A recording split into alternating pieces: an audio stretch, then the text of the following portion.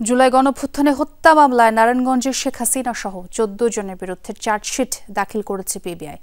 বিকেলে মামলার তদন্তকারী কর্মকর্তা আলমগীর হোসাইন চার্জশিট দাখিল করেন। অভিযুক্তদের মধ্যে শেখ হাসিনা ছাড়াও সাবেক স্বরাষ্ট্রমন্ত্রী, সেতুমন্ত্রী ও সাবেক এমপি শামীম ওসমান অন্যতম। জেলা পুলিশ পরিদর্শক জানান, ২০২৪ সালের ২১ জুলাই সিদ্ধিরগঞ্জে গুলি করে হত্যা করা হয় আন্দোলনকারী আব্দুল লতিফকে।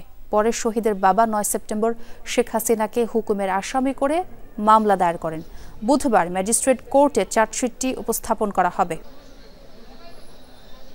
সিদ্ধিরগঞ্জ থানাধীন ওই যে চিটাং 10তলা বিল্ডিং এর সামনে ওই ছাত্র জনতার মিছিলের উপর ওই আওয়ামীপন্থী তাদের যে ক্যাডার বাহিনী এবং এরা হামলা চালিয়েছিল। রংপুরের কাউনিয়ার একজন আব্দুল লতিফ সে মৃত্যুবরণ করে গুলিতে, এবং ওখানে ককটেল বিস্ফোরণও ঘটে। মামলাটি এক পর্যায়ে তদন্তের জন্য পিবিআই পুলিশ ব্যুরো অফ ইনভেস্টিগেশনে স্থানান্তরিত হয়।